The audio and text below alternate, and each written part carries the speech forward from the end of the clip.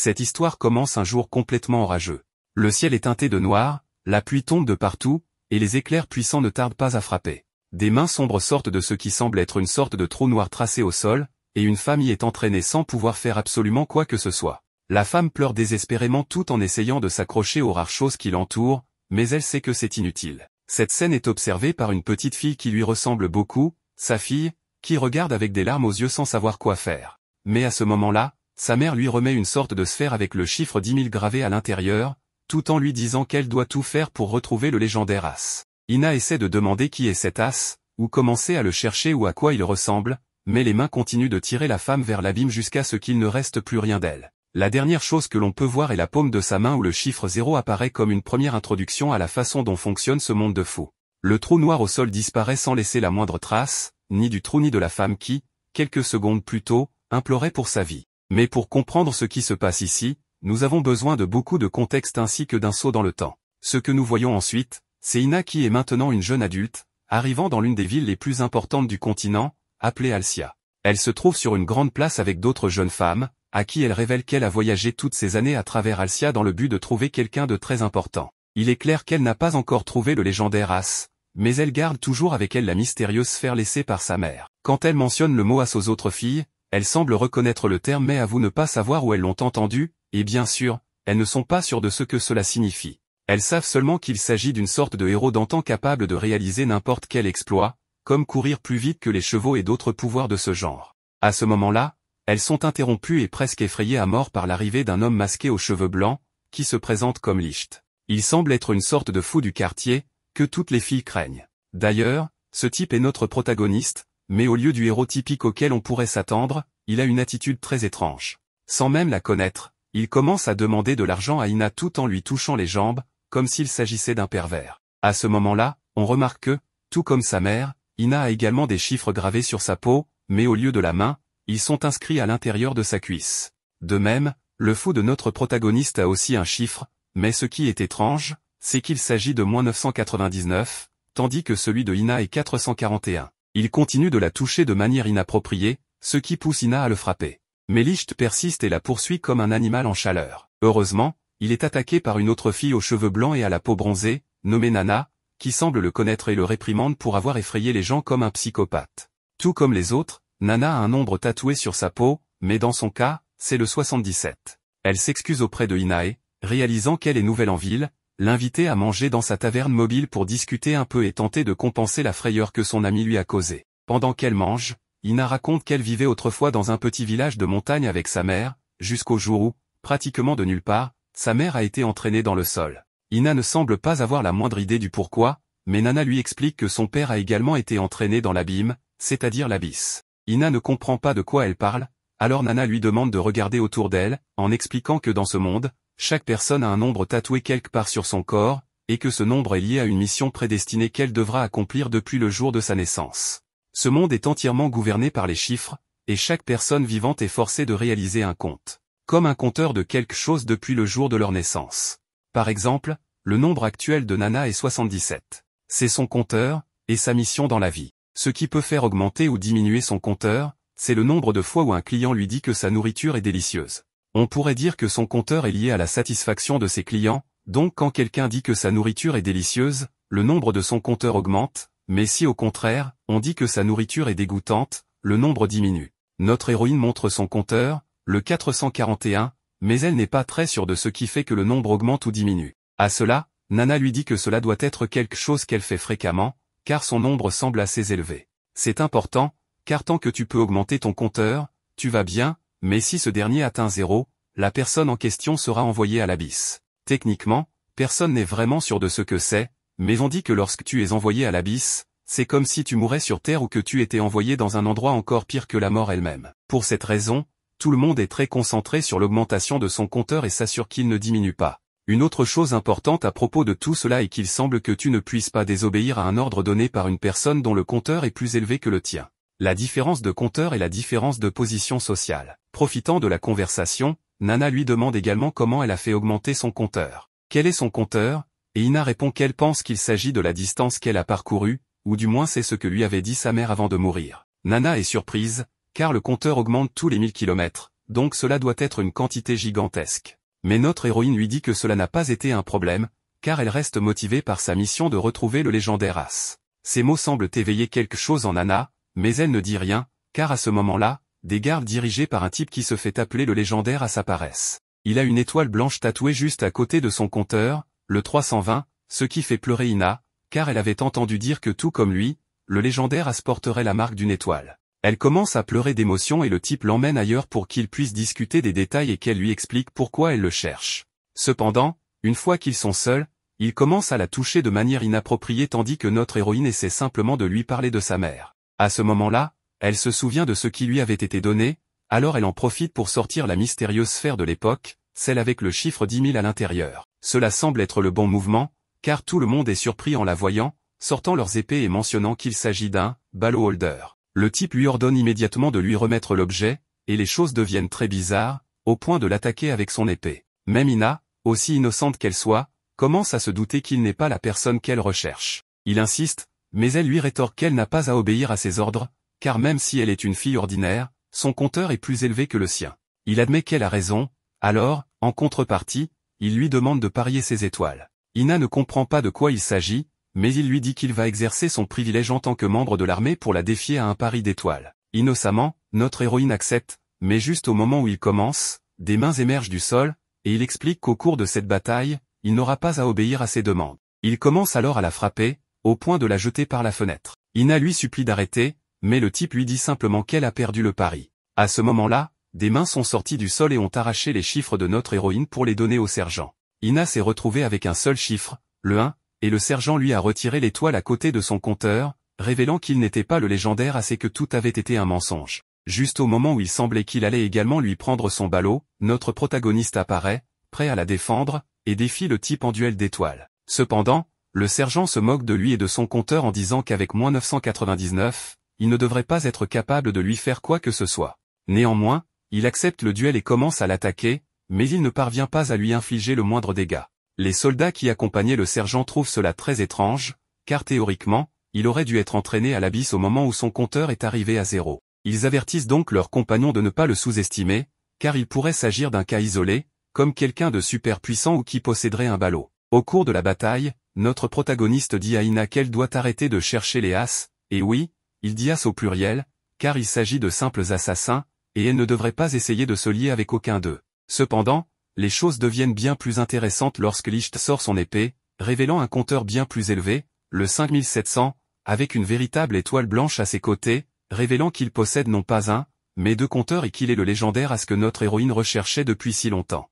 Cette révélation surprend tous les témoins. Les autres soldats deviennent nerveux en voyant que Licht est un légendaire as, mais David les fait taire en affirmant que c'est impossible, car les as étaient des héros d'il y a 300 ans, et qu'aucun humain ne peut vivre aussi longtemps. Tous les soldats se regroupent pour attaquer Licht, qui demande alors à Ina de fermer les yeux. À une vitesse fulgurante, il esquive leurs attaques, et ses pas laissent des cratères dans le sol. Licht se déplace si rapidement que David ne peut le voir. Soudain, il apparaît derrière lui et, avec un simple pas, une onde de choc projette David au loin. Licht se moque de David en lui demandant ce qui se passe, expliquant qu'il ne fait que marcher.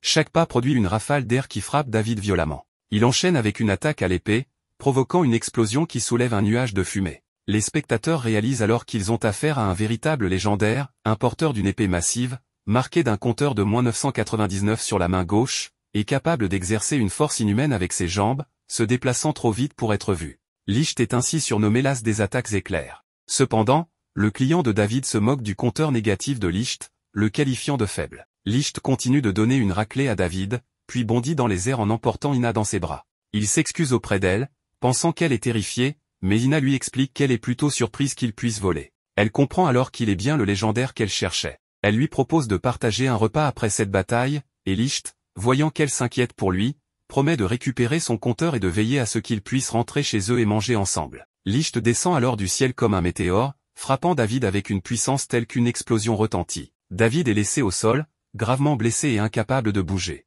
Licht en profite pour exiger sa reddition, ce qui lui permet de remporter le duel d'étoiles. Les mains sombres prennent le compteur de David, le transférant à Ina, qui se retrouve maintenant avec 760 points. Après le combat, Ina éclate en sanglots, se remémorant la demande de sa mère. Elle réalise que Licht est le véritable légendaire qu'elle cherchait depuis si longtemps. Alors qu'elle montre le valeur qu'elle veut lui remettre, Licht change soudainement d'attitude, le lui arrachant des mains. Il lui dit qu'il va le garder, car un Valor vaut beaucoup d'argent, et qu'il est désormais riche. Confuse, Ina lui demande ce qu'il fait. Licht lui répond qu'elle est un fardeau, et lui rappelle que son compteur est de 5700, tandis que le sien n'est que de 760. Il lui suggère de parier ses étoiles si elle n'aime pas la situation, avant de lui lancer une poupée en guise de paiement pour le Valor. Ina, perplexe, explique qu'elle cherche un légendaire depuis 5 ans, selon les instructions de sa mère. Mais Licht lui révèle que les As ne sont pas des héros, seulement des assassins. Il l'encourage à abandonner sa quête et à mener une vie normale, puis s'en va d'un saut gigantesque, laissant Ina seule et déconcertée. Ina retourne chez Nana et raconte tout ce qui s'est passé. Nana examine la poupée, sourit, et conseille à Ina de la garder toujours avec elle. Alors qu'Ina tient la poupée, celle-ci tremble avant d'exploser en libérant des fleurs, révélant le Valor à nouveau dans ses mains. Nana lui explique qu'être porteur d'un Valor est un crime grave dans la loi d'Asie, et qu'en la protégeant, Licht lui a sauvé la vie. Si elle avait remis le Valor aux soldats, elle aurait été traquée non seulement par l'armée, mais aussi par des criminels avides de cet objet. Déterminée, Ina continue de chercher Licht, apercevant un chariot au loin. Elle lui crie de l'attendre, mais Licht ne répond pas. Elle lui confie qu'elle l'a cherché pendant si longtemps, qu'après la mort de sa mère, elle était seule et effrayée de rester ainsi à jamais. Elle se sentait heureuse pour la première fois en le retrouvant, mais trébuche et lui rappelle sa promesse de manger ensemble. Finalement, alors qu'il s'éloigne, elle l'accuse d'être un menteur. Le compteur de Licht chute alors à -1000. Un des soldats s'approche d'Ina, confirmant qu'elle détient le Valor, mais lui explique qu'il ne lui veut aucun mal, seulement la remercier. Grâce à elle, ils ont pu localiser le légendaire As. Il contacte ensuite ses supérieurs via un dispositif de communication, signalant que l'As des attaques éclairs, Licht Black, est toujours vivant. Le lendemain, des soldats arrivent à la taverne de Nana pour lui demander si elle a vu Licht, et supposent qu'il est celui qui détient le ballot, même si l'objet est toujours en possession de notre héroïne. Nana les couvre en affirmant qu'elle n'a aucune idée de l'endroit où se trouve notre protagoniste, insinuant qu'il a quitté la ville. À noter qu'il est très important de mentionner un événement de la bataille précédente, au moment où notre héros part, laissant Ina complètement dévastée, un des soldats l'interrompt. Il a compris le plan de notre protagoniste et sait que Ina possède toujours la sphère. Mais il la rassure en lui disant qu'il ne compte pas la dénoncer. Cela est très étrange, car le soldat semblait être un simple personnage de fond, mais son attitude change complètement lorsqu'il se présente à Ina, disant qu'au contraire, il est là pour la remercier d'avoir enfin retrouvé le légendaire As, que lui et son groupe recherchent également. Pendant ce temps, dans un village voisin, on nous présente 2 sergents débutants nommés Lin et Pelé. Ce dernier arrive dans la chambre de la jeune femme pour lui annoncer qu'ils viennent de recevoir les affiches de recherche d'un certain Licht, alias notre protagoniste, qui porte un masque étrange et est considéré comme un criminel extrêmement dangereux. En plus d'avoir un ballot de haute catégorie, il est également l'un des légendaires As, et ils doivent être très prudents avec lui. L'un fait semblant d'écouter, mais elle est en réalité concentrée sur d'autres choses, car elle est une personne très bienveillante et considère qu'il est plus important d'aider les habitants du village autant qu'elle le peut, surtout que son compteur dépend littéralement de cela. En effet, la condition pour ne pas être envoyée à l'abysse est d'aider le plus de personnes possible, et son compteur n'augmente que lorsqu'elle parvient à avoir un impact significatif sur la vie des gens. Alors qu'il parcourt les rues de la ville, il tombe sur notre protagoniste, qui fait semblant d'être un mendiant local. Cela attire l'attention de Pelé, qui devient méfiant en voyant un homme masqué, mais notre héros insiste sur le fait qu'il est une personne différente de celle recherchée, mentionnant qu'il n'a aucun pouvoir et que son compteur est si bas parce qu'il a été rejeté par plus de 1000 femmes. À ce moment, on se rend compte que le compteur de notre héros est passé de -999 à -1000, ce qui indique que son compteur dépend d'être ou non rejeté par les femmes. Lin et Pelé arrivent à la même conclusion, et la jeune femme accepte de sortir avec lui dans le but de l'aider. Le pervers de notre protagoniste réussit à s'en sortir,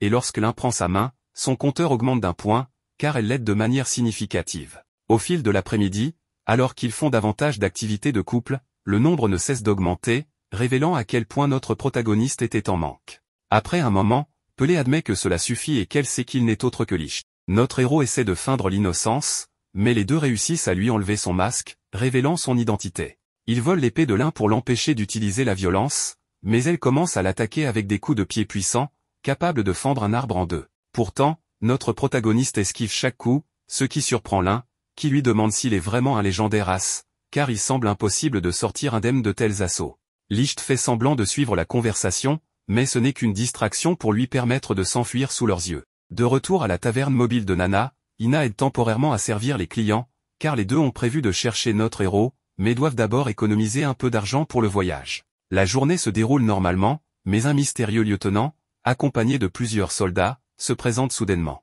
Il se fait appeler Murdoch. Nana s'approche de lui et remarque l'emblème sur son bras, des barres de fer et un lion, qui semble très représentatif et important. Immédiatement, il lui montre la fiche de recherche et demande où se trouve Licht. Nana détourne le sujet avec insouciance en disant simplement qu'il a disparu. Il rétorque qu'elle ment, car il sait qu'elle et son ami en savent plus qu'elle ne le laisse paraître et qu'il est prêt à faire tout ce qu'il faut pour obtenir l'information. À ce moment, Nana est capturée par des chaînes qui émergent du sol, et il insiste pour qu'elle révèle ce qu'elle sait. Elle finit par dire qu'il est peut-être parti à l'est. Elle le dit avec une telle tranquillité qu'on pourrait croire qu'elle dit la vérité. Mais Murdoch se rend compte de son mensonge, concluant que notre protagoniste doit être à l'ouest, et détruit son établissement en guise de punition pour avoir menti. Après cela, Murdoch s'en va avec le reste de ses soldats à la recherche de notre protagoniste. Heureusement, Ina et Nana vont bien malgré la puissance de l'attaque. La jeune fille demande à la propriétaire de la taverne quel genre de pouvoir était en jeu, car elle n'avait jamais vu un pouvoir destructeur aussi grand et ignorait qu'il était possible de faire surgir des barres de fer directement du sol. Cela montre que malgré tout le système des compteurs, la magie n'est pas courante dans ce monde. Mis à part notre protagoniste et certains membres de l'armée, les gens ne possèdent pas ce genre de capacité. Pour éclairer ses doutes, Nana explique à Ina qu'elle vient d'assister au véritable pouvoir d'un ballot, un objet capable de conférer toute cette énergie, ce qui est en fait la principale raison de leur grande valeur et de leur illégalité. Il est également précisé que les seuls autorisés à les utiliser sont les hauts gradés de la milice, ce qui explique pourquoi c'est un sujet si sérieux et délicat qu'une personne extérieure en est un en sa possession. De retour dans le village de l'Ain et Pelé, cette dernière se désole d'avoir laissé filer notre héros. Bien qu'elle ne semblait pas très enthousiaste à l'idée de pourchasser le criminel le plus recherché de toute Alcia au départ, elle réalise maintenant qu'en le capturant, elle pourrait décrocher une promotion. Malgré cela, elle continue ses activités habituelles, cherchant à faire le plus de différence possible pour les habitants du village. Elle dit que cette invention n'est pas seulement un rêve pour elle, mais un rêve pour toute l'humanité.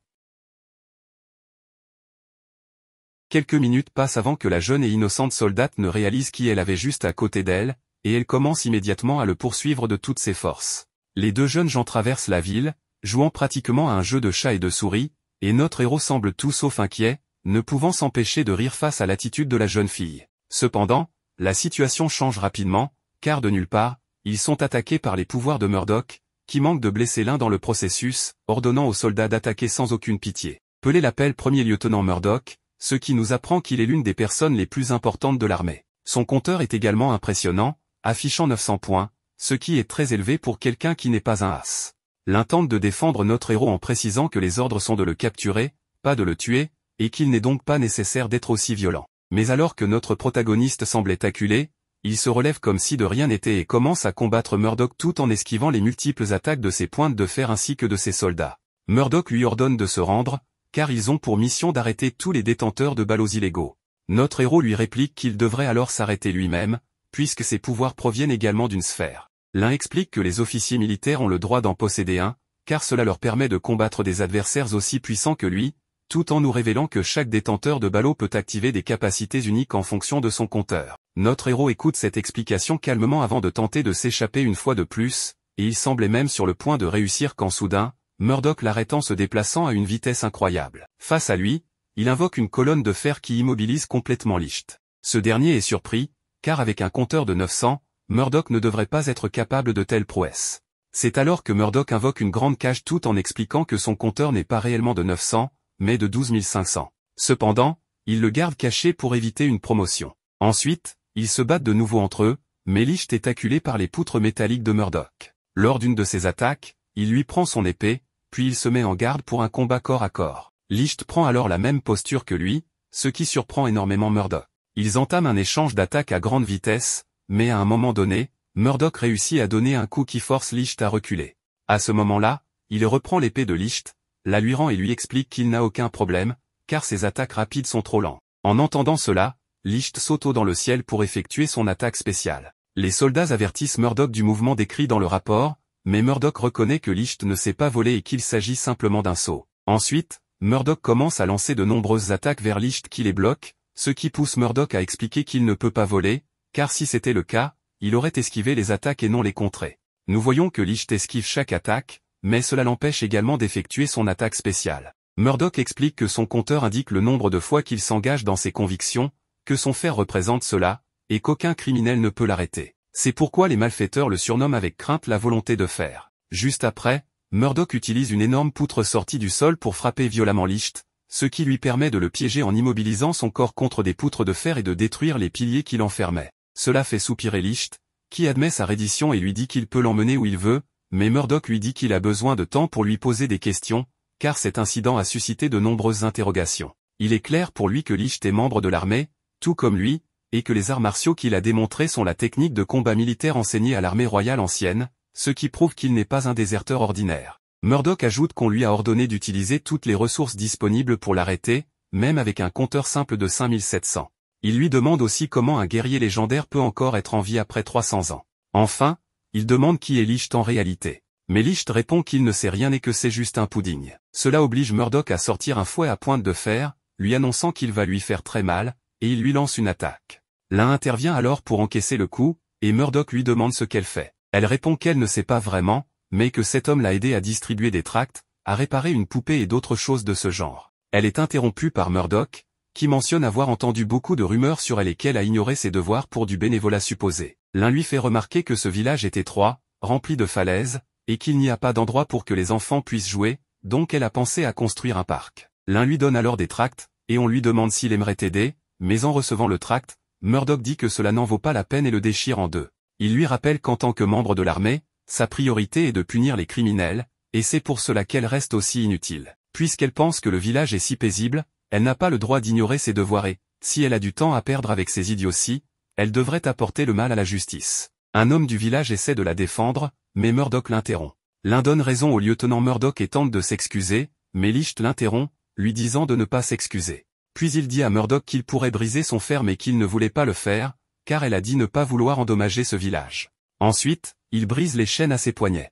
En réaction, Murdoch lui dit de ne pas le sous-estimer et crée des gants de fer autour de ses mains. Il commence un échange d'attaques, créant une barrière de puissance des deux côtés. Licht prend progressivement l'avantage, disant à Murdoch qu'il ne comprend pas le village et que Licht ne renonce pas à ses devoirs parce que le village est paisible, mais que le village est paisible parce qu'elle est là. Enfin, il exige des excuses pour elle, tandis qu'il gagne en puissance. La pression exercée fait que le sol se fissure, et l'un tombe d'une falaise. Murdoch, voyant cela, saute pour la sauver, mais Licht bouge encore plus vite et la rattrape le premier. Lorsqu'elle ouvre les yeux, elle voit qu'elle est dans les bras de Licht, qui lui dit qu'elle est lourde et devrait faire un régime. Cela l'énerve, et elle essaie de le frapper. En le frappant, elle voit son compteur chuter à 1001. Ensuite, Licht la lance vers Murdoch pour qu'il la rattrape, et, après l'avoir rattrapée, Murdoch décide de laisser Licht s'échapper. Ils commencent à gravir la falaise en utilisant leur pouvoir, mais ensuite Murdoch la dépose au sol et lui dit qu'elle est lourde. Il aperçoit ensuite le tract déchiré au sujet du parc, et se rappelle les paroles de l'un à son propos. Il utilise alors ses pouvoirs pour construire un parc en fer, ce qui rend les enfants et les villageois heureux. Il explique à l'un que son fer ne durera pas longtemps à moins qu'il ne soit proche, et qu'elle a 3 jours pour renforcer la structure avec du plâtre ou construire des fondations pour le parc. Après cela, il ira chercher Licht, et elle l'accompagnera dans cette quête. En entendant cela, l'un accepte joyeusement et va aider les autres avec le parc. Resté seul, Murdoch pense que lorsqu'il a sauvé l'un, Licht était bien plus rapide que lui et qu'il n'a jamais montré sa véritable force. Peu après, une petite fille arrive avec sa poupée cassée, que Murdoch avait endommagée en arrivant. Elle lui montre, et il la prend pour la réparer. Plus tard, on voit que Licht continue son voyage, désormais seul. En chemin, il traverse de vertes prairies et porte un masque d'oiseau. À ce moment-là, il est surpris par Ina, qui est très heureuse de l'avoir trouvé. Cela le pousse à faire semblant de ne pas être Licht et à tenter de s'enfuir, mais elle l'attrape par ses vêtements et lui retire le masque. Licht lui demande comment elle l'a trouvé, et elle lui explique que c'était une intuition, et que ses intuitions sont très précises. Cela fait rire Licht, tandis qu'elle se plaint qu'il se moque de ses paroles. Après cela, Nana les salue et s'approche d'eux.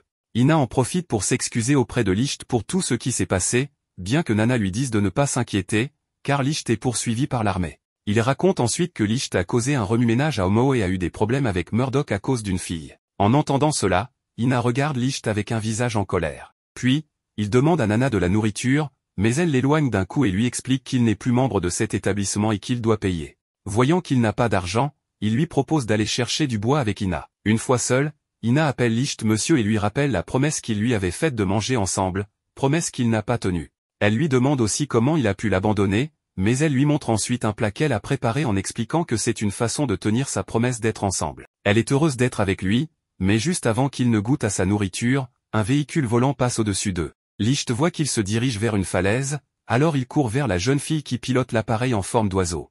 La fille, voyant qu'elle vole au-dessus de la falaise, est ravie, mais elle tombe ensuite dans le vide. Juste avant l'impact, Licht arrive à la rattraper en effectuant un grand saut dans le ciel, toujours avec son masque d'oiseau. Lorsqu'il la ramène au sol, la fille se jette soudain sur lui et lui demande s'il peut voler, puis commence à examiner son corps pour voir si c'est vrai, ce qui le rend nerveux. Il lui explique alors qu'il saute juste très haut et qu'il ne peut pas vraiment voler. Après avoir dissipé le malentendu, la fille se présente sous le nom de Pelmo et leur demande de l'accompagner. Elle leur dit qu'elle ressent que, s'il reste avec elle, son rêve se réalisera. Elle les conduit ensuite à son garage, où elle leur montre qu'elle a un autre prototype de machine volante.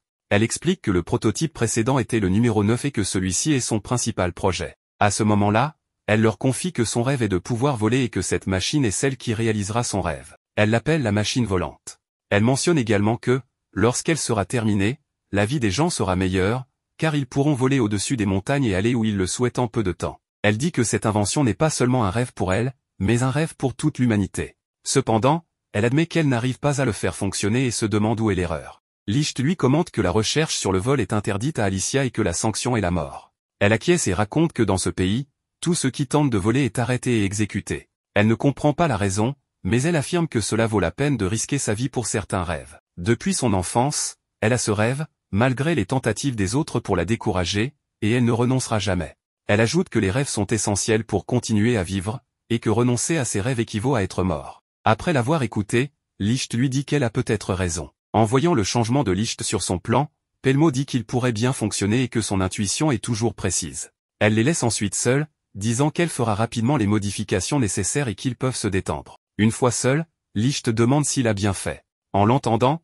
Ina lui dit que oui, car ce qu'il a fait est bien. Même s'il ne comprend pas tout, le conseil de Licht aidera à réaliser le rêve de Pelmo. Elle demande alors à Licht quel est son rêve, vu qu'il voyage beaucoup, mais il répond que c'est un secret, ce qui l'a fait se plaindre de ne pas pouvoir le savoir. Cela pousse finalement Licht à lui avouer que son rêve est de voir sa culotte et il tente alors d'écarter ses jambes, mais ils sont interrompus par Pelmo qui leur annonce qu'elle a terminé. Elle leur montre sa machine de vol finale et, grâce à l'aide de Licht, elle est convaincue qu'elle pourra voler. Soudain, Licht remarque un groupe de soldats de l'armée qui s'approche de loin. Pelmo leur explique que c'est probablement parce qu'elle a fait de nombreux essais. Licht dégaine alors son épée, et Ina demande à Pelmo de monter rapidement pour fuir. Cependant, après un moment d'hésitation, Licht s'excuse auprès de Pelmo et détruit complètement la machine devant elle. Elle le regarde, stupéfaite, mais comprennent finalement son geste. Les soldats arrivent et expliquent qu'ils ont reçu des rapports indiquant qu'elle mène des recherches sur le vol. Pelmo, leur montrant les restes de la machine, leur demande si cela ressemble vraiment à une tentative de vol,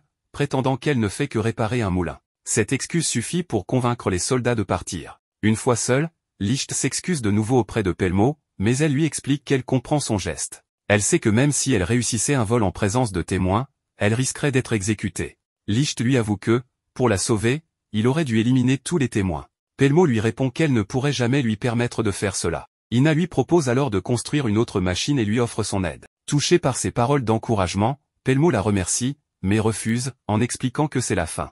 Elle leur montre son compteur, qui passe de 1 à 0.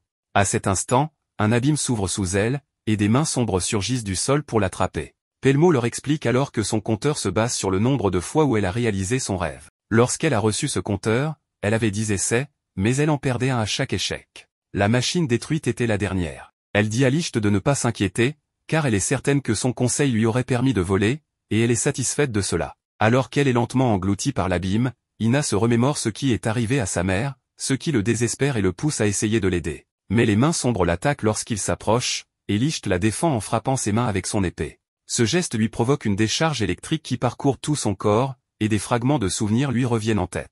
Il se couvre alors l'œil gauche. Licht empêche ensuite Ina, qui tente de secourir Pelmo une nouvelle fois, en lui disant que ce n'est pas nécessaire. Pelmo le rassure que se faire avaler par l'abîme n'est pas une mort certaine, et elle sent même qu'elle se dirige vers un nouveau monde où elle pourra réaliser son rêve. Elle est convaincue qu'ils se reverront, car elle a de très bonnes intuitions. Après s'être finalement séparée d'eux, l'abîme l'engloutit complètement. Peu après, Licht tombe à genoux, essoufflé, ce qui inquiète Ina. Elle remarque alors qu'un nombre 001 est gravé dans son œil gauche. Licht se réveille et voit qu'Ina est endormie à ses côtés. Il commence à croire qu'il ne peut pas sauver les personnes qu'il rencontre. Peu après, elle se réveille, mais constate que Licht n'est pas là. Elle sort, paniquée, pour le chercher. Elle découvre alors qu'il ne s'est pas enfui, mais qu'il se lavait simplement le visage, ce qui la rassure. Après avoir voyagé un peu plus, ils arrivent au village et se promènent dans les rues. À ce moment-là, elle s'inquiète pour lui et se remémore ce qui s'est passé lorsqu'elle a vu son œil étrange la veille. Ce qui s'est produit, c'est qu'elle lui avait demandé ce que c'était, mais Licht lui avait demandé de ne pas regarder tout en cachant son œil. C'est pour cette raison qu'elle lui demande s'il va bien.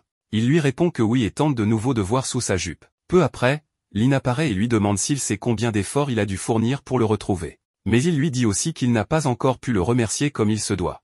Il le remercie donc de l'avoir sauvé et le fixe. Elle profite de ce moment pour lui passer une menotte et déclare qu'il est désormais arrêté. Elle voit ensuite Ina et lui demande qui elle est.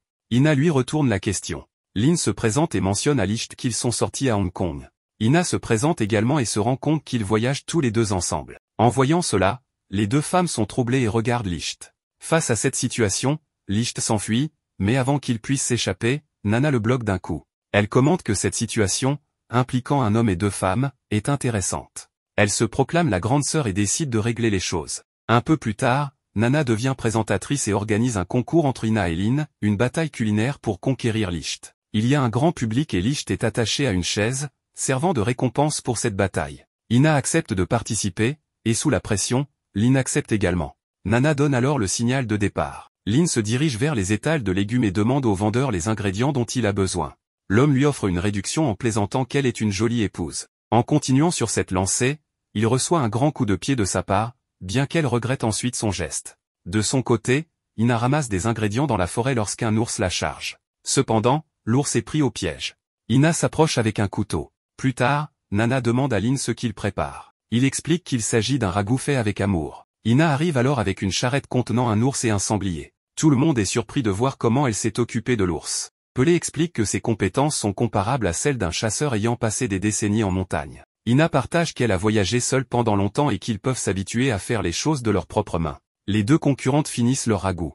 Nana présente d'abord le ragoût de crème blanche de Lynn, suivi du ragoût d'ours et de sanglier d'Ina. On commence par juger la nourriture de Lynn. Licht goûte son plat et dit que c'est délicieux. Ensuite, c'est au tour du plat d'Ina, qui a un aspect peu appétissant. Malgré ses doutes, Licht prend une bouchée et déclare que c'est délicieux. Il en prend même davantage, ce qui surprend Pelé. En goûtant à son tour, il confirme que malgré l'apparence, le goût est exceptionnel. Licht remercie Ina pour ce ragoût incroyable. Nana lui demande alors de désigner une gagnante entre Ina et Lynn. Cela met Licht dans une situation délicate. Mais soudain, Murdoch arrive et rappelle à Pelé et Lynn qu'il leur avait ordonné d'arrêter Licht. Licht répond qu'il est déjà arrêté puisqu'il est attaché à une chaise. Murdoch trouve cela absurde, car Licht ne reste pas sagement attaché. Licht reconnaît son point de vue, se détache et annonce qu'il va s'échapper. Il prévient que si cela se produit, ce sera la faute de Murdoch, qui est responsable. Cela mène à un nouveau combat entre eux, semant la panique parmi la foule. Murdoch demande à Licht s'il cache son véritable pouvoir. Sans réponse, ils continuent leur affrontement. Licht décide de recevoir le coup suivant de Murdoch, mais ce dernier s'arrête avant de le frapper. Nana les interrompt, leur demandant de se comporter en adultes. Elle exige qu'ils nettoient leurs dégâts.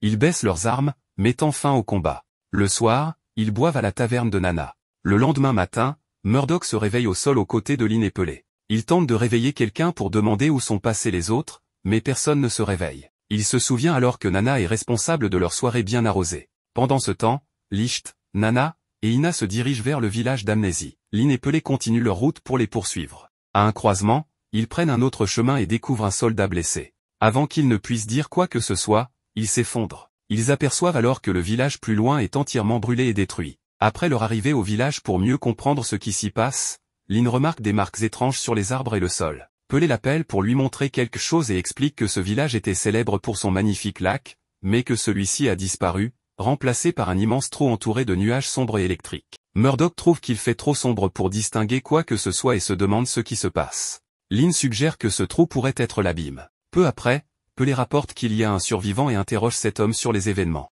Celui-ci explique qu'un démon est sorti du trou. Il raconte qu'un jour, alors qu'ils profitaient d'un déjeuner tranquille, la terre s'est mise à trembler, et ils ont vu qu'un trou avait remplacé le lac. Murdoch lui demande plus d'informations sur le démon. Le soldat explique qu'ils ont tenté de combattre la créature, mais leurs armes étaient inutiles. Les femmes et les enfants ont été brûlés par les flammes que crachait ce démon. Murdoch, cependant, pense qu'il ne s'agit pas d'un démon, mais peut-être d'un porteur de valeur. Le soldat insiste sur le fait que ce n'était pas un humain, mais un démon de l'abîme qui pouvait voler.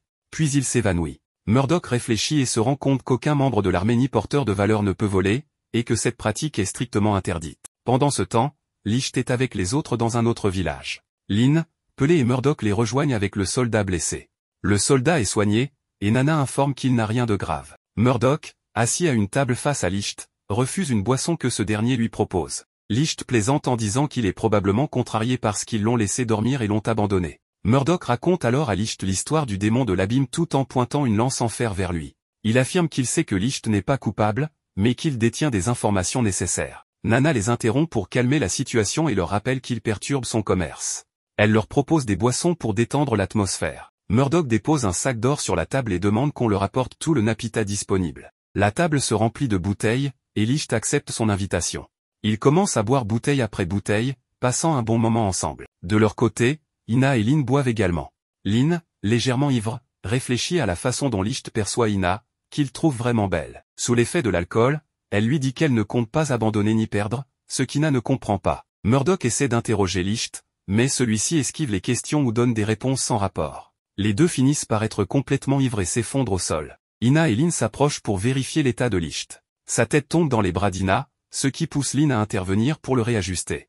Pendant ce temps, Nana donne encore à boire à Murdoch, qui finit par crier qu'il en a assez. Un puissant tremblement de terre se produit soudainement. Pelé informe Murdoch que la même chose est en train de se produire. Il se dirige alors vers l'origine du tremblement et trouve un autre trou similaire à celui vu précédemment. Un bruit inquiétant s'élève de l'abîme. Le soldat blessé, soigné plus tôt, arrive paniqué, affirmant que ce bruit est identique à celui qu'il avait entendu lors de l'attaque du démon. Murdoch se présente comme le lieutenant de la compagnie Jefani et ordonne aux soldats d'évacuer les civils, de former un périmètre autour du trou avec des boucliers, et de tirer sur tout ce qui en sort. Cependant, Licht s'approche du trou et, en écoutant plus attentivement le bruit, s'inquiète. Il demande à Murdoch d'ordonner la retraite. Murdoch en conclut que Licht sait quelque chose sur le démon de l'abîme et exige la vérité. Licht lui répond que ce n'est pas possible. Leur discussion est interrompue par les cris de Pelé, qui annoncent que le démon sort de l'abîme. Peu après, il remarque qu'un hélicoptère émerge de l'abîme. En le voyant, il se demande comment une telle machine peut encore voler, sachant qu'elles avaient été abattues durant la guerre. Soudain, l'hélicoptère ouvre le feu, tirant une pluie de balles sur eux.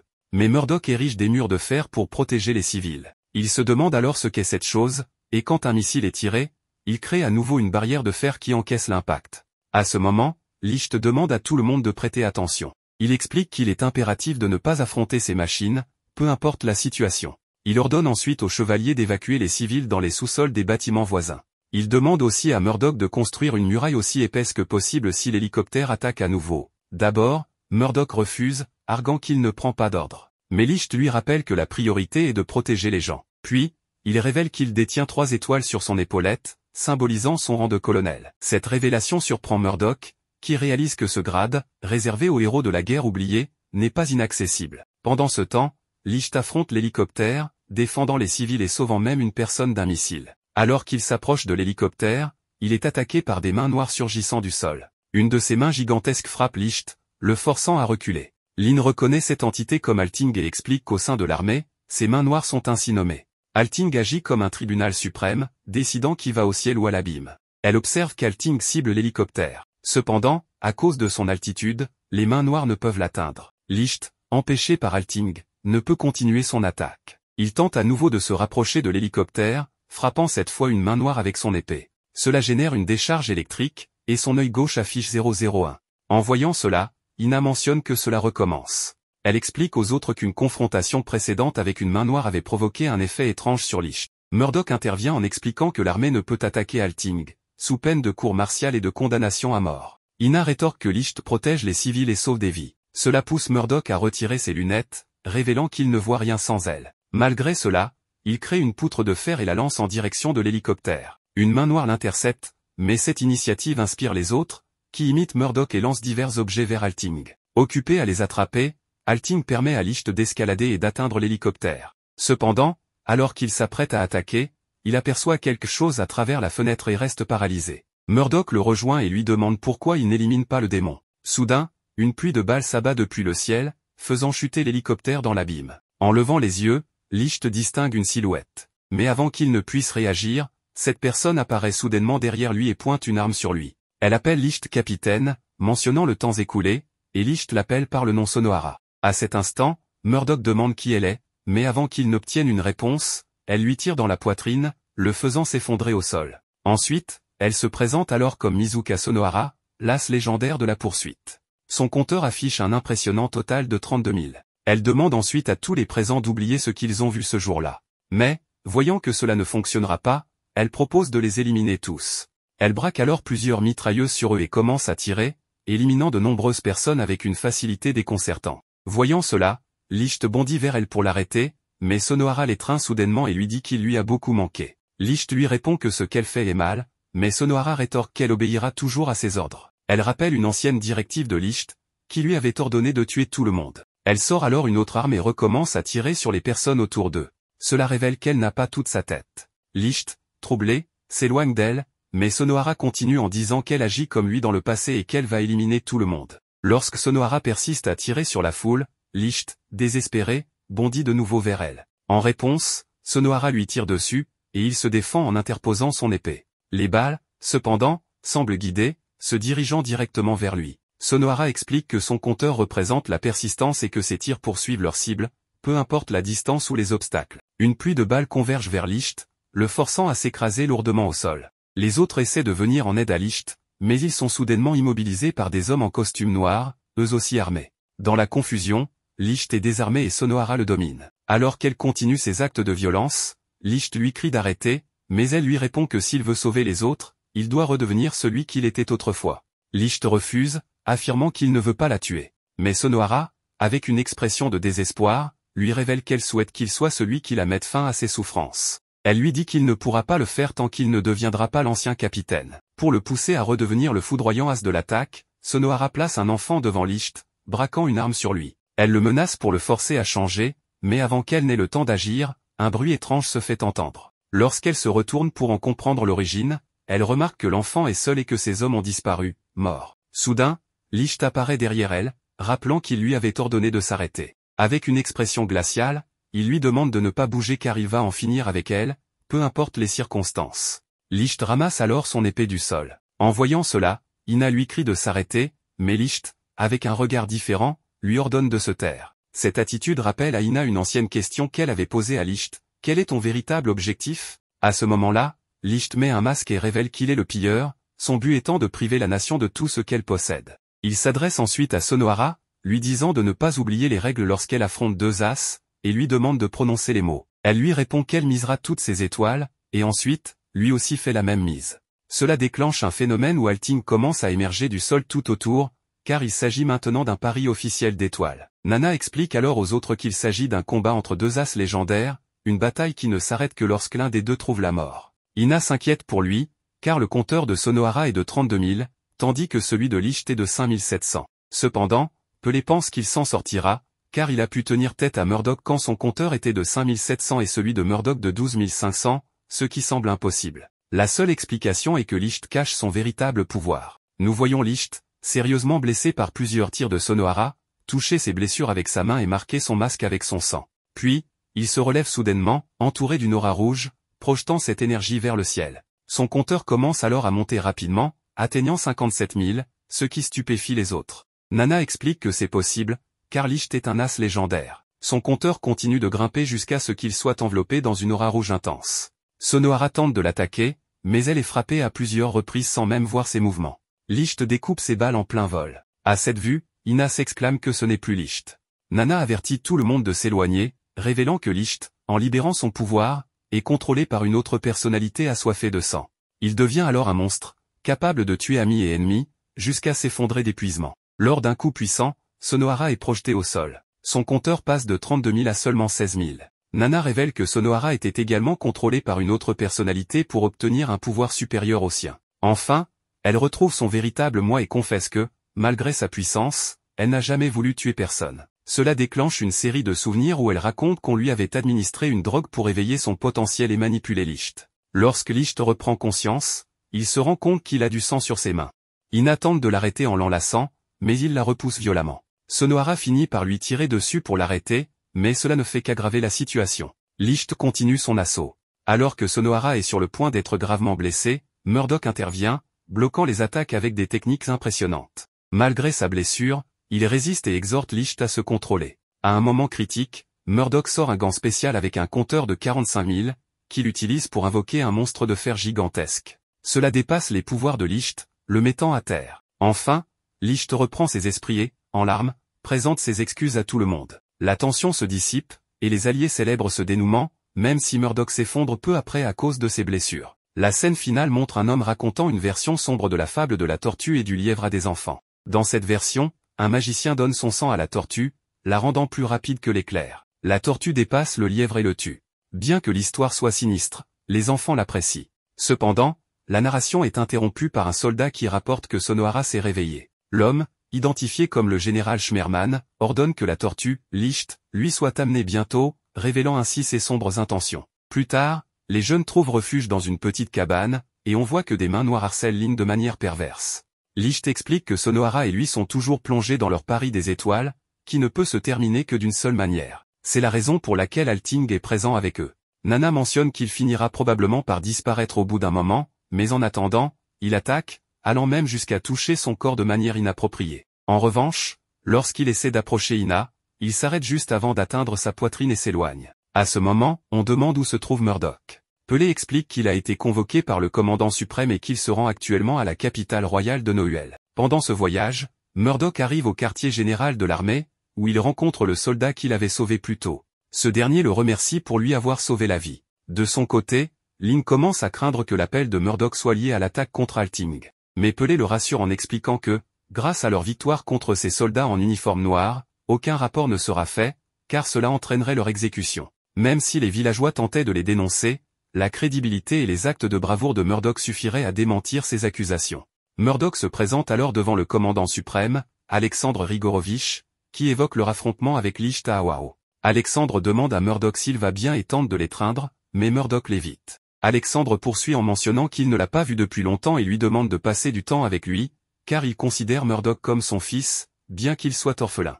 Malgré tout, Murdoch lui rappelle qu'il a été convoqué pour une mission officielle. Alexandre interroge alors son fils adoptif sur des individus en uniforme noir qu'il a rencontrés dans un village proche de Linden. Ces derniers se faisaient passer pour des membres de l'armée et attaquaient les civils. Leurs uniformes et leurs armes étaient inconnus, et ils s'en sont même pris aux hommes de Murdoch. Alexandre lui explique que ces individus ne sont pas sous son commandement, mais sous celui de la famille royale. Ils appartiennent à une unité spéciale connue sous le nom de UFS, unité de services spéciaux, une division secrète dédiée à l'espionnage, aux enlèvements et aux assassinats. Ces agents, équipés de balles spéciales appelées urnes, ne suivent aucune règle. Murdoch, intrigué, pose des questions sur les As. Alexandre lui raconte alors leur histoire. Ces soldats légendaires sont des humains modifiés chirurgicalement, utilisés lors d'une guerre vieille de 300 ans. Leur capacité surpassait celle des soldats ordinaires, et ils formaient une unité invincible, dirigée par Licht. Cependant, après la guerre, les As cessèrent mystérieusement de vieillir, probablement à cause des effets secondaires de leur modification.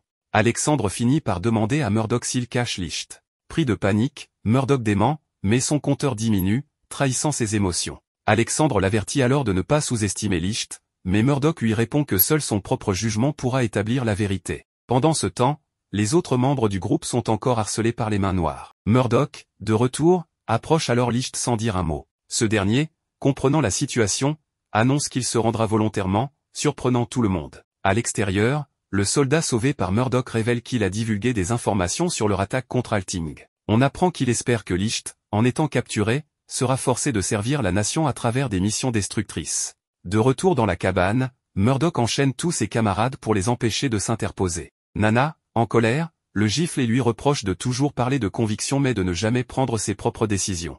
Elle ajoute que, si Licht était à sa place, il défierait les ordres pour protéger ses amis, même au péril de sa vie. Ces paroles apaisent Murdoch, qui libère ses camarades. Nana révèle alors un secret, elle est elle-même un as légendaire. Son compteur affiche une étoile blanche, et elle décide d'utiliser son pouvoir pour transporter tout le groupe dans un souvenir vieux de 300 ans. Là-bas, ils voient une architecture inconnue et une école. Devant eux, ils aperçoivent Sonohara, vêtu d'un uniforme scolaire. Elle appelle Rito Senpai, un garçon qu'ils ne reconnaissent pas, avant de disparaître dans l'établissement. Ils décident d'entrer dans l'école. En marchant dans le couloir, ils remarquent que toute la technologie est beaucoup plus avancée que celle d'Alcia. Cependant, l'un d'eux mentionne que, si Nana avait raison, cela signifie qu'ils ont voyagé 300 ans dans le passé. Ils doivent maintenant déterminer si ce Rito qu'ils ont aperçu est réellement Licht. Ina exprime sa certitude que c'est bien Licht, affirmant qu'elle en a l'intuition. Plus tard, tous les étudiants sont rassemblés dans le gymnase. Soudain, un homme très grand et à l'allure intimidante bouscule Ina. Murdoch intervient pour la défendre,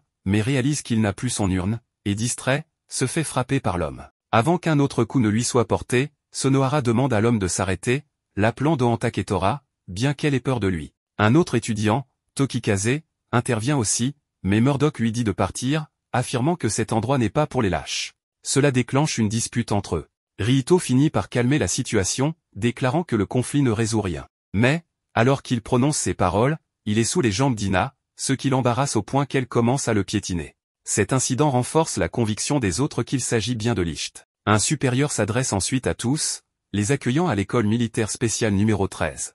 Il annonce que, dès ce jour, ils cessent d'être des civils et qu'ils n'ont qu'une seule chose à faire, obéir aux ordres. Qu'on leur dise de manger, dormir ou mourir, ils doivent s'exécuter. Une autre instructrice, la sous-lieutenante Firanda, prend la parole pour rappeler que la nation est en grave danger. Elle explique que la dernière guerre a détruit les villes importantes, dégradé l'environnement et provoqué une famine mondiale. Un autre instructeur interrompt Firanda, incitant les étudiants à devenir de bons soldats pour gagner argent et nourriture. Il annonce ensuite la venue du directeur de l'académie et commandant général, le major Schmerman. Ina reconnaît ce nom comme celui d'une personne ayant raconté des contes aux enfants et responsable de la chasse actuelle à Licht en tant que fugitif. À la surprise générale, le major commence à narrer le même conte à l'auditoire. 3 étudiants rient de lui, ce qui pousse le major à leur ordonner de se taire. Comme ils n'obéissent pas, l'instructeur apparaît derrière l'une des étudiantes et lui tire une balle dans la tête. Il rappelle que les soldats suivent les ordres sans discuter et que la désobéissance est punie de mort. Il exécute ensuite les 2 autres étudiants rieurs, semant la panique parmi les autres. Alors que certains tentent de fuir, les portes sont verrouillées.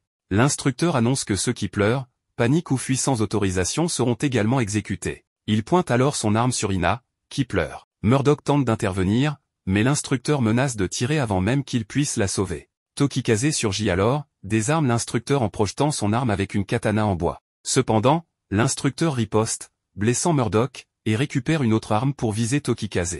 Rihito intervient en menaçant le major avec un bâton en bois. Le major lui demande s'il pense pouvoir le retenir avec une arme si dérisoire, insinuant qu'elle est inadaptée pour lui trancher la gorge. Rihito déclare qu'il ne joue pas, puis il couvre son bâton de bois avec un mouchoir, ce qui fait soudain apparaître des fleurs. Troublé par cette vision, le major lui dit de ne pas rire. Ensuite, il montre à Rihito comment briser un coup, en prenant ses mains pour les poser sur sa propre tête, et en expliquant qu'un simple geste peut suffire. Il lui demande d'imaginer tordre sa mâchoire avec force pour atteindre ses oreilles. Le major explique ensuite aux autres que même avec la force d'une femme moyenne, il est possible de tuer quelqu'un si on applique correctement la méthode. Il demande à Rihito de le tuer, affirmant que cela pourrait mettre fin à la guerre. Cependant, Rihito refuse et lui dit qu'il ne souhaite pas prendre de vie, même la sienne. Il préfère être tué à sa place plutôt que de trahir ses principes. Ce moment renforce les soupçons des autres, Rihito pourrait bien être Licht. Face à cela, le major déclare qu'il n'a pas d'autre choix et qu'il va devoir éliminer Rihito.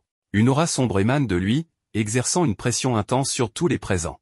Murdoch remarque que cette aura découle uniquement de son désir de tuer. Avant que quoi que ce soit ne se produise, Firanda intervient pour demander au major et au capitaine de les laisser en paix. L'instructeur révèle alors que les balles utilisées jusque-là étaient des balles de peinture. Les étudiants précédemment abattus se relèvent. L'instructeur se présente comme le capitaine Alexandrov et informe Firanda qu'ils seront tous 2 instructeurs. La cérémonie d'entrée s'achève, et les élèves se rassemblent ensuite dans le réfectoire. Dans ce moment de calme, Ina remercie Rihito de l'avoir sauvé, mais il répond qu'il sauvera les filles autant de fois que nécessaire. Pendant ce temps, le major discute avec Alexandrov, exprimant son intérêt pour Rihito. Alexandrov souligne que Tokikaze est un meilleur samouraï, mais le major rétorque que Rihito a réagi instantanément lorsqu'une arme a été dégainée, tandis que Tokikaze n'a agi qu'après le premier tir. Le major trouve Rihito fascinant, car il est entré volontairement dans l'école militaire, mais refuse de tuer. Cela le rend unique, selon lui. Murdoch réfléchit ensuite à la possibilité que Rihito soit Licht. Cependant, son visage, sa taille et ses cheveux diffèrent de ceux de Licht tels qu'ils le connaissent. Murdoch pense que l'école pourrait détenir des informations sur la transformation de Rihito en as.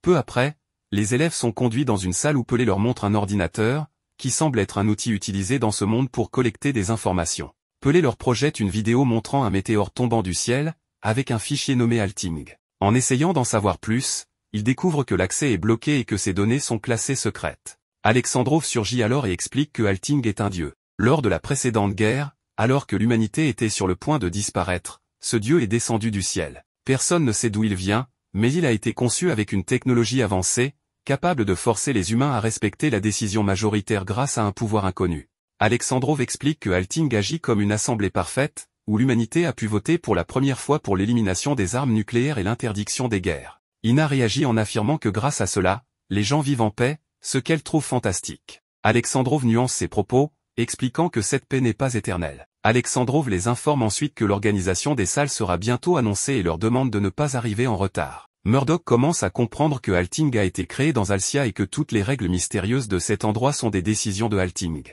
Il réalise qu'ils ne sont pas là uniquement pour en apprendre davantage sur Licht, mais aussi pour percer les secrets d'Alcia, remontant ainsi 300 ans dans le passé. Il est maintenant l'heure du cours. Tous les élèves se retrouvent ensemble, et Lynn semble très heureuse, car à cet endroit, ils portent des jupes longues. Mais juste après, Alexandrov entre dans la salle et leur ordonne de raccourcir leurs jupes.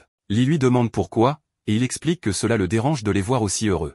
Il leur annonce ensuite qu'il allait être leur professeur, mais un changement de dernière minute s'est produit. Soudain, le directeur de l'académie entre dans la salle. Alexandrov, en quittant la salle, réfléchit à la classe et se remémore une conversation qu'il a entendue avec un micro caché. Il pense que ses élèves ne peuvent pas être des espions car ils se font trop remarquer. Il se souvient aussi de mots comme compteur ou abîme qu'ils ont mentionnés sans en comprendre le sens. Dans la classe, le directeur explique les règles de l'école, chaque élève commence avec 2 étoiles, et celui qui en obtient 10 rejoindra officiellement l'armée.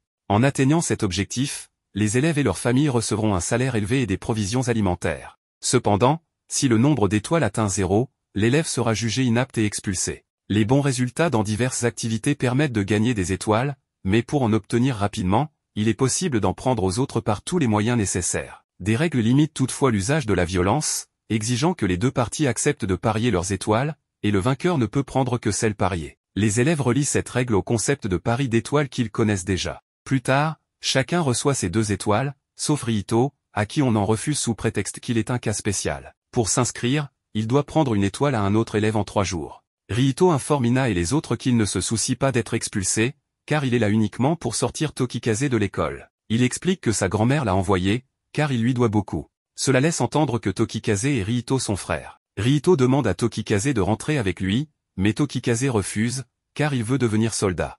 Les filles discutent de la situation. Sonohara mentionne qu'elle veut aussi que Ryito reste, car c'est la seule raison pour laquelle elle est là. Lors du cours suivant, un élève annonce que plusieurs casiers ont été forcés, et leurs étoiles volées. Ryito est accusé, car il n'a pas d'étoiles, mais Ina le défend, disant qu'il n'aurait jamais fait cela. Soudain, un cri se fait entendre. En sortant, il voit Doan qui tient Sonohara par les cheveux. Elle lui demande de rendre ses étoiles. Doan porte déjà 10 étoiles sur sa poitrine. Tokikaze lui demande s'il a volé celles de Sonohara, mais Doan explique qu'elle les lui a données par peur. Les élèves l'accusent des vols, mais Doan répond qu'ils n'ont aucune preuve. Doan exige que Tokikaze rende ses étoiles en échange de la vie de sa grand-mère. Tokikaze accepte et explique que les parents de Doan prêtent un dojo à sa grand-mère, qui serait sans abri si elle était expulsée. Tokikaze demande à ses amis de ne pas intervenir. Après cela, Doan s'en va, et Lynn en colère veut le défier mais Pelé l'arrête en le faisant tomber. Murdoch donne une étoile à Sonohara pour lui éviter de se faire expulser, et les autres en font de même, en se partageant les étoiles entre eux.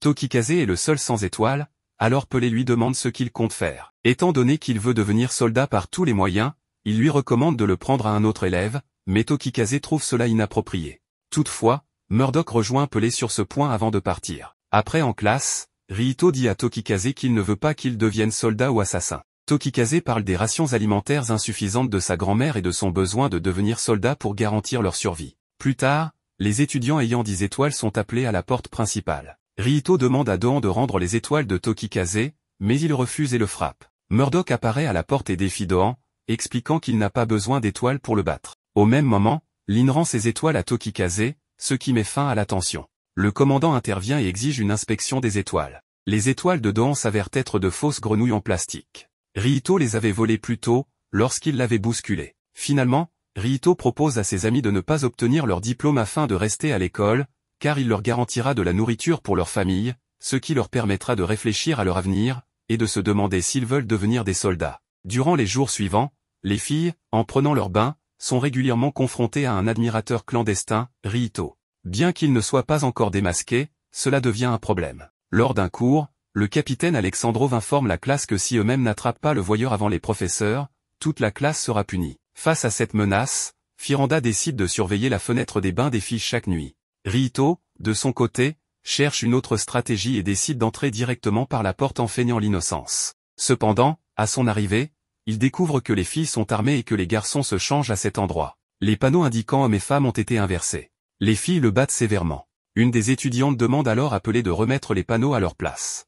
Pendant ce temps, Murdoch entre dans le bain des hommes, qui est en réalité celui des femmes, sans le réaliser. Distrait par un livre, il commence à se baigner. Lynn, en le remarquant, est prise de honte, tandis que Murdoch, après l'avoir vu, lui conseille de perdre du poids avant de partir précipitamment. En sortant, il fait une hémorragie nasale et s'effondre. L'attention des filles se porte sur lui, permettant à Rihito de s'échapper.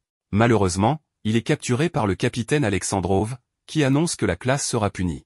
Toute la classe est alors envoyée en plein milieu de la forêt. Murdoch propose de chercher de l'eau et de la nourriture, tandis que les filles partent au fleuve sous la guidance de Rihito. Une fois là-bas, il tend une corde pour les faire trébucher, les faisant tomber dans l'eau. Leurs vêtements devenant légèrement transparents, elles se couvrent, gênées, tandis que Rihito insiste pour qu'elles sortent pour éviter d'attraper froid. Finalement, elles sortent, et Saki, une des filles, se montre volontairement à Rihito pour illustrer que leur décision de devenir soldat leur a déjà fait perdre toute honte. Elle lui explique qu'elles n'ont pas d'autre choix que de s'enrôler, car leurs familles dépendent de leur réussite. Rihito, troublée, leur demande si elles ont réellement envisagé les implications de devenir soldat, notamment le fait de devoir tuer. Saki confesse qu'elle préférerait ne pas tuer, mais que dans ce monde, c'est parfois inévitable. Elle mentionne qu'elle a 4 jeunes frères et sœurs et que si elle ne devient pas soldat, ils mourront de faim. À ce moment-là, le directeur apparaît et propose une alternative, devenir un armée qui ne tue pas. Il leur explique qu'il est possible d'être des soldats protecteurs sans jamais prendre de vie, mais que cela exige de devenir bien plus puissants que leurs ennemis. Cette idée ravit tout le monde, et ils acceptent son offre. Le directeur leur demande ensuite de l'appeler Seigneur Schmerman. Plus tard, Murdoch décide de suivre le directeur en secret. Il découvre que celui-ci accède à un ascenseur secret menant à un complexe souterrain sophistiqué. Là, Murdoch entend une réunion entre le directeur, le capitaine Alexandrov, Firanda et un autre officier. Dans la salle secrète, le directeur demande si les recherches ont permis de dupliquer l'urne. On lui répond que bien qu'il n'ait pas réussi à reproduire l'aptitude de vote, ils ont pu prolonger certains pouvoirs mystérieux liés au halting. Le directeur interroge ensuite Alexandrov sur l'état de la guerre. Alexandrov explique qu'il est certain qu'un conflit éclatera bientôt, car toutes les nations s'y préparent activement. David, un autre officier, exprime son avis. Selon lui, le halting aurait dû interdire non seulement les armes nucléaires, mais la guerre dans son ensemble. Cependant, il admet qu'une telle interdiction serait irréaliste. Le directeur demande alors si quelqu'un sait où se trouve le halting. On lui apprend qu'une personne l'a identifié. Il ordonne ensuite de se préparer à éliminer tout obstacle au moment venu, ce qui l'approuve d'un simple oui. Il demande ensuite un rapport sur l'avancée du projet AS. Firanda informe que les expérimentations sur les rats ont été concluantes, mais que des comportements violents inattendus se sont manifestés. Un rat, uniquement avec ses dents, a éliminé ses congénères. Elle suggère que le cerveau des rats est peut-être trop petit pour supporter ses capacités et recommande de passer à des essais humains. Le directeur rejette cette proposition. Ensuite, il demande qu'on lui apporte une urne, et il se demande ce qui arriverait après l'avoir donnée au rat opéré. Lorsque le rat absorbe les capacités de l'urne, il déclenche un chaos dans la pièce, mais le directeur le maîtrise en le congelant avec un mystérieux pouvoir. Observant cela, Murdoch est terrifié, se demandant quel est ce pouvoir, car il ne semble pas lié à une valeur. Ébranlé, il tombe à genoux, ce qui attire l'attention du capitaine Alexandrov. Une petite fille apparaît soudain devant Murdoch, lui annonçant qu'il sera éliminé dans 5 secondes. Cependant, elle le transporte en sécurité dans sa chambre avant qu'Alexandrov ne puisse le retrouver. La fille, qui se présente comme Nana, lui demande de se calmer. Elle lui révèle qu'il dispose d'une chance de s'en sortir. Elle mentionne qu'elle est le sujet d'expérimentation numéro 7 et qu'elle possède le pouvoir de voyager dans le temps, ce qui lui vaut le titre d'as de la conscience, dans le futur. Elle explique que certaines personnes peuvent synchroniser leur génétique avec le halting pour obtenir des pouvoirs sans avoir besoin d'urne, contrairement à d'autres, comme Murdoch, qui nécessitent d'utiliser une urne. Elle raconte également que les expériences menées sur des enfants ont échoué,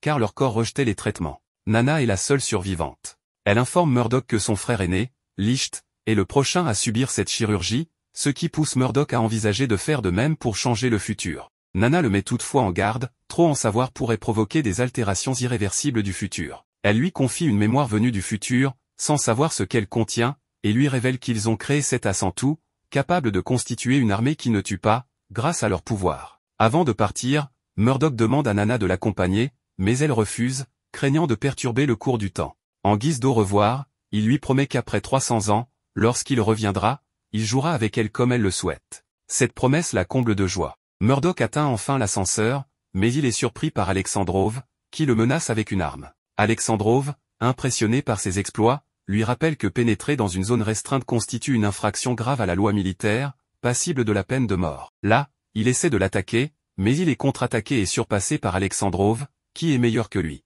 Ensuite, il tente un autre mouvement, mais Alexandrov lui dit qu'il est trop prévisible et que s'il veut le vaincre, il devrait aller se faire un ami ou deux. Il lui demande aussi s'il compte balayer sa jambe gauche avec sa main droite. Cela fait immédiatement penser à Murdoch à une question que son père lui avait posée dans le passé. Il se relève alors et se laisse pointer avec l'arme d'Alexandrov. Après cela, il se présente comme le lieutenant premier Murdoch Gel de l'armée royale et mentionne son supérieur, le colonel général Alexandrov Jigoborovitch, qui est aussi son père adoptif. En entendant cela, Alexandrov est très surpris et lui demande si c'est l'œuvre de Nana. Il se rend alors compte qu'elle peut non seulement voyager dans le futur, mais aussi dans le passé, et qu'elle peut envoyer d'autres personnes avec elle. Il explique ensuite qu'ils tentent de changer l'avenir et qu'ils sont 4 à le faire, lui compris. Alexandrov lui répond qu'ils auront une leçon pour eux tous demain, puis le laisse partir. Le lendemain, ils sont transportés dans un véhicule blindé, et on leur dit que cet endroit est un quartier résidentiel ordinaire, mais qu'ils doivent rester sur leur garde, car ils peuvent être attaqués à tout moment. C'est alors qu'un grand nombre de civils armés surgissent et exigent qu'on leur donne de la nourriture. Alexandrov leur répond qu'il n'y en a pas et que des centaines de personnes meurent chaque jour de famine. Un enfant s'approche de Lynn et lui demande de lui donner de la nourriture, expliquant que sa mère est à la maison et qu'elle n'a pas mangé depuis très longtemps. Elle décide alors de lui donner quelque chose à manger, mais Alexandrov le lui arrache immédiatement et lui demande ce qu'elle pense qu'il se passerait si elle distribuait de la nourriture devant tout le monde. Il lui dit aussi qu'elle ne peut pas simplement l'envoyer chez lui en espérant qu'il arrive en sécurité. Alexandrov demande alors au garçon de manger sa portion sur place, mais celui-ci refuse, disant qu'il ne veut pas la manger s'il ne peut pas la partager avec sa mère. Il s'enfuit ensuite en pleurant. Voyant cela, les autres civils réclament aussi de la nourriture, mais Alexandrov tire en l'air et leur ordonne de partir. Il s'excuse ensuite auprès de Lynn et lui dit que ce monde n'a pas de salut. Il leur demande ce qu'ils comptent faire et leur dit que si eux-mêmes n'ont pas de réponse, alors ils ne devraient pas s'en mêler, car c'est pour leur propre bien. Plus tard, les jeunes se réunissent autour d'un ordinateur et discutent de ce qu'ils doivent faire maintenant.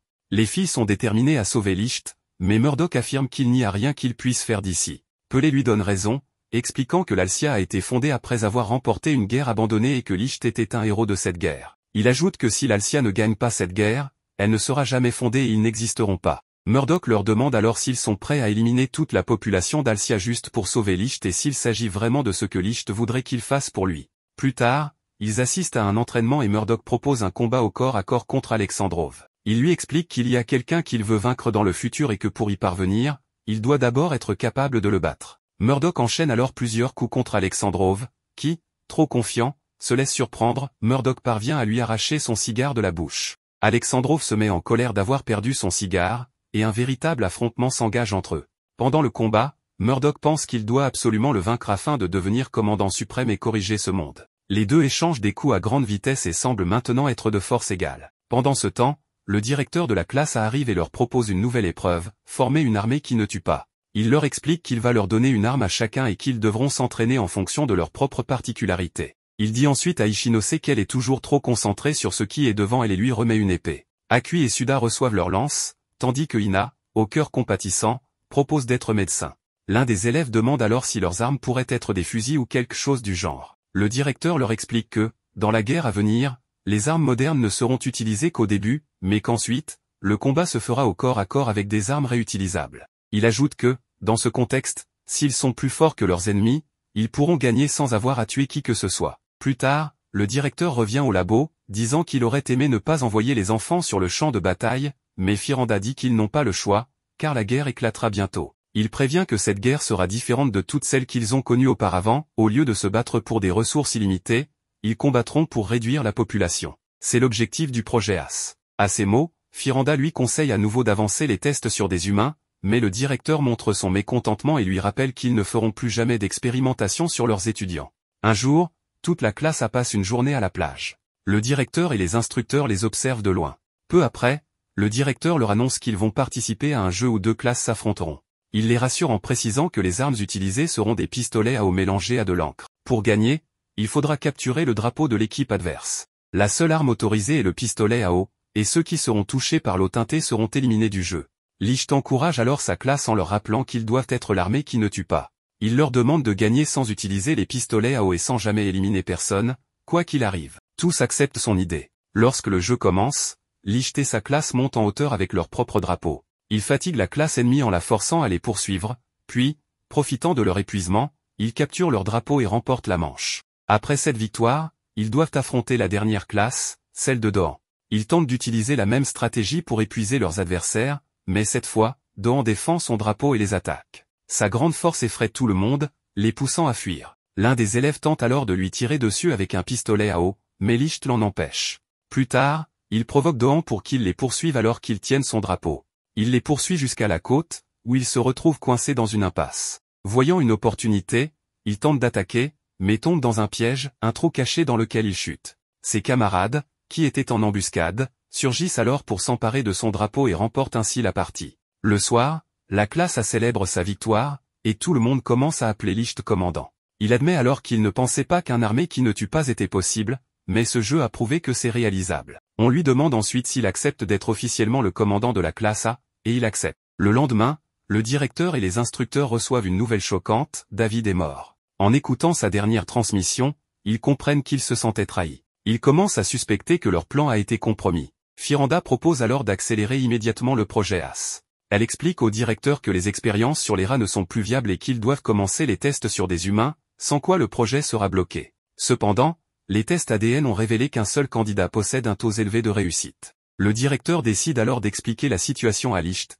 qui est ce candidat. Lorsqu'il apprend cela, Licht accepte de subir l'opération, car il veut aider sa classe à devenir l'armée qui ne tue pas. D'un autre côté, Firanda informe la classe que Licht va subir une opération qui pourrait lui coûter la vie. Bien que ses camarades s'opposent à cette idée, elle leur explique qu'ils ne sont pas préparés pour la guerre et que cette intervention est la meilleure solution pour espérer une victoire. Licht lui donne raison et leur explique que, s'il existe une possibilité que tout le monde survive, il est prêt à la saisir. Le soir, Murdoch et les autres discutent pour savoir s'ils devraient également subir l'opération. Murdoch les convainc que ne rien faire serait une erreur, car ils pourraient retourner dans le futur et constater que tout ce qu'ils ont fait n'existe plus. Vient alors le moment de l'opération, tout le monde fait ses adieux à Licht avant qu'il ne soit allongé sur une civière à côté du directeur, marquant le début de la chirurgie. Plus tard, tout le monde s'inquiète pour Licht, tandis que Sonohara s'entraîne à améliorer sa précision de tir, dans l'espoir de combattre à ses côtés. Mais elle est interrompue par Doan qui commence à la harceler, la traitant de faible et affirmant qu'aucune opération ne pourra changer cela. Il lui retire son étoile, ce qui la fait disparaître. Murdoch intervient et refuse de lui rendre son étoile, lui disant que si elle y tient autant, elle doit la protéger de toutes ses forces. Elle lui confie alors avoir été intimidée toute sa vie et que seul Licht l'a toujours protégée. Elle veut devenir soldat pour ne plus être vulnérable. Murdoch lui répond qu'elle doit avoir de la conviction si elle veut devenir plus forte et finit par lui rendre son étoile avant de partir, laissant Sonohara seul et attristé. Pendant ce temps, Lynn discute avec Pelé et lui confie son inquiétude à propos de Licht, avouant qu'elle a des sentiments pour lui. Pelé tente de la réconforter, mais Ina surgit soudainement d'un casier et révèle qu'elle a tout entendu. Lynn s'excuse, pensant qu'Ina est la petite amie de Licht, mais celle-ci lui explique qu'elle ne l'est pas et qu'elle ne sait même pas si elle a des sentiments pour lui, car Licht est le premier homme qu'elle ait jamais rencontré. Ina change ensuite de sujet et propose une solution pour sauver Licht, l'empêcher de devenir un tueur. Murdoch soutient cette idée, expliquant qu'il a senti que Licht, lorsqu'il l'affrontait à Omug, était bien plus fort que lorsqu'il adoptait sa personnalité maléfique. Ils en concluent qu'il vaut mieux garder Licht à leur côté pour l'empêcher d'emprunter cette voie. Plus tard, Alexandrov informe le groupe que l'opération de Licht se déroule bien. Ils partagent la nouvelle avec le reste de la classe, mais soudain, ils aperçoivent des hélicoptères approcher. Alexandrov reconnaît les forces conjointes, mais ne s'en inquiète pas, car selon les règles du halting, aucune guerre ne peut être déclarée avant mars de l'année suivante. Cependant, il se souvient du rapport de David, qui mentionnait qu'ils avaient été dupés. Soudain, l'un des hélicoptères tire des missiles sur l'école, et des soldats ennemis envahissent les lieux, ordonnant l'élimination des élèves. La situation dégénère rapidement, Sonohara est capturée, mais Doan la sauve et remarque qu'elle est terrifiée, répétant sans cesse le nom de Licht. Il la défend alors contre les soldats ennemis. De leur côté, Ichinose et les autres filles utilisent de la farine pour créer des écrans de fumée, leur permettant de repousser leurs assaillants. Alexandrov guide ensuite le groupe vers une salle sécurisée, tandis que Firanda contacte Alexandrov par radio pour lui annoncer une terrible nouvelle, ils ont été trahis. La majorité des votes au halting a été manipulée, et la loi interdisant la guerre a été secrètement modifiée en septembre. De plus, l'ennemi a coupé l'alimentation électrique, mettant en péril l'opération de Licht. Sans énergie, les injections génétiques administrées pendant la chirurgie ne peuvent être interrompues, et le corps de Licht commence à rejeter le traitement, risquant un arrêt cardiaque. Firanda insiste, ils doivent rétablir le courant au plus vite, c'est leur seule chance de sauver Licht. Face à cette urgence, le groupe décide de se frayer un chemin en combattant les soldats ennemis. Cependant, en pleine bataille, Ichinose est blessé à la jambe. En voulant la protéger, Janji est criblé de balles. Ina reste avec eux pour soigner leurs blessures, tandis que les autres continuent leur mission. Plus loin, ils atteignent une autre salle sécurisée. Alexandrov leur explique que la source d'énergie est à 50 mètres, près du gymnase, mais qu'y aller directement serait suicidaire. Pour le prouver, Il lance un morceau de bois à l'extérieur, instantanément, il est criblé de balles. Il mettrait 6 secondes pour atteindre l'objectif, mais serait abattu en moins d'une. Pendant un instant, on voit Licht subir une transformation capillaire. Puis, Alexandrov met en place un plan, il leur dira quand courir. Mais alors qu'ils s'apprêtent à donner le signal, un soldat tire un missile dans leur salle. Gravement blessé par l'explosion, Alexandrov hurle aux autres de continuer sans lui. Pendant ce temps, Ina et d'autres membres du groupe sont capturés par l'ennemi. Un soldat la menace, lui demandant de révéler l'emplacement des autres. Comme elle refuse, il tente de la battre. Désespéré, Ina appelle Licht à l'aide. Maintenant, nous voyons que Murdoch et les autres reviennent avec Alexandrov et l'informent qu'ils ont réussi à activer l'énergie de secours. Cela permet aux signes vitaux de Ryuto de se rétablir et, finalement, il se réveille. Le directeur lui remet une épée et lui explique qu'il s'agit d'une réplique d'une urne, qui lui permettra d'amplifier son pouvoir. Cependant, elle ne fonctionnera pas ainsi immédiatement, car il doit d'abord l'imprégner de son compteur, qui est un serment auquel il sera engagé. Le processus est très simple, en prononçant le serment, il doit dire activation du compte et déclarer ce qu'il va compter. L'épée le reconnaîtra alors comme son maître, mais il n'a pas besoin de se précipiter et doit prendre le temps d'y réfléchir. Bien que Ryuto affirme qu'il n'a jamais manié une épée, le directeur lui répond que cela n'a pas d'importance. Il ajoute qu'en comparaison avec des personnes rapides comme Dan ou Tokikaze, Ryuto était une tortue, mais qu'à partir de maintenant, tous les humains sont devenus des tortues pour lui. Ensuite, il lance une pièce en l'air vers Ryuto, qui la voit se déplacer au ralenti. Pendant ce temps, Ina et les autres sont encerclés par l'ennemi. Soudain, un objet s'écrase près d'eux et frappe le mur. Ils découvrent qu'il s'agit de Ryuto. Les soldats commencent à lui tirer dessus, mais pour lui, les balles et le temps semblent figés. Il se souvient alors des instructions du directeur, il doit d'abord marcher lentement pour s'y habituer. Pendant ce laps de temps, Ryuto dévie toutes les balles, rendant le temps à nouveau normal. Il comprend alors qu'il se déplace à une vitesse extrême. Voyant ce qui a été fait à ses amis, il accélère encore plus, devenant un véritable éclair rouge qui se déplace dans toutes les directions. Il abat les hélicoptères dans les airs et, en le voyant, ses compagnons le surnomment l'as de l'attaque éclair. Finalement, il neutralise tous les soldats ennemis sans les tuer, mettant ainsi ses amis en sécurité. Ils sont soulagés et se précipitent pour l'enlacer. À ce moment-là, Ryuto réfléchit et réalise que l'armée qui ne tue pas est née ce jour-là. Cependant, le chef des soldats ennemis entend cette déclaration et leur propose une dernière leçon en tant qu'officier supérieur. Avec ses hommes, il enlève son gilet pare-balles, révélant qu'il est couvert d'explosifs. Rapidement, Ryuto vole et détruit l'interrupteur, mais le chef ennemi lui révèle qu'ils ont placé une bombe nucléaire quelque part dans l'école. Les jeunes s'exclament que ces armes étaient censées être interdites, mais qu'il est possible qu'on leur ait menti, tout comme pour les guerres. L'ennemi explique que l'interrupteur se trouve sur l'un de ses hommes. Cependant, si Ryuto s'approche, ils déclencheront immédiatement l'explosion. La seule solution est donc de tous les éliminer avant qu'ils ne puissent activer l'interrupteur. Mais cela va à l'encontre de leur principe de ne pas tuer, et il leur prédit qu'ils regretteront leurs paroles au-delà de la mort. Sous la pression, Ryuto saisit son épée. Mais il leur demande de s'arrêter, affirmant qu'il n'est pas nécessaire d'activer la bombe et qu'il ne les poursuivra pas. Cependant, le soldat ennemi lui répond qu'ils mettront fin à sa vie quoi qu'il arrive. Il explique ensuite que tuer une personne leur assure un repas pour un jour, tuer 10 leur permet de manger pendant un mois, et tuer 100 leur garantit une année de nourriture. C'est ainsi que leurs familles survivent. Il déclare qu'il aime l'idée d'une armée qui ne tue pas, mais demande ce qu'il adviendra de leurs ennemis et de leurs familles s'ils sont épargnés. Ils mourront de faim, d'une mort lente et douloureuse. Il invite donc Ryuto à l'affronter, affirmant que ce monde est déjà condamné. Il n'y a que trop de gens, et pour survivre, soit ils meurent, soit c'est leur tour de mourir. Il insiste sur le fait que la seule façon de mettre fin à cette guerre est de tuer. Alors que le compte à rebours pour la détonation commence, les autres tentent d'arrêter Ryuto. Mais juste avant que le décompte ne s'achève, il élimine tous les soldats en un instant. Après cela, un soldat ennemi révèle qu'il a menti sur les ogives nucléaires, mais félicite Ryuto en lui demandant de survivre à cette guerre. Puis, sa tête décapitée tombe devant lui. Tout le monde est sous le choc de ce qui vient de se passer. Ryuto, réalisant qu'il a du sang sur le visage, dit qu'il doit aller se laver et s'enfuit. Ina décide alors de le suivre. Lorsqu'elle le retrouve, il est en train de vomir et de perdre la tête après ce qu'il vient de faire. Il commence à comprendre que Dan avait raison, les guerres ne se terminent pas tant que les ennemis ne sont pas éliminés. À cet instant précis, Ina, Murdoch et 2 autres sont enveloppés par une étrange énergie colorée. Murdoch dit alors au revoir à Tokikaze et annonce qu'il est temps de retourner dans le futur. En voyant cela, Ina comprend qu'elle doit sauver Licht immédiatement. Elle entend alors Licht dire qu'il est heureux d'avoir été lui-même et que les autres vont bien. Il ajoute que s'il élimine tous les ennemis lui-même, alors tout ira bien. Il active alors le compteur, où son compteur devient le nombre d'ennemis qu'il élimine au nom de tous.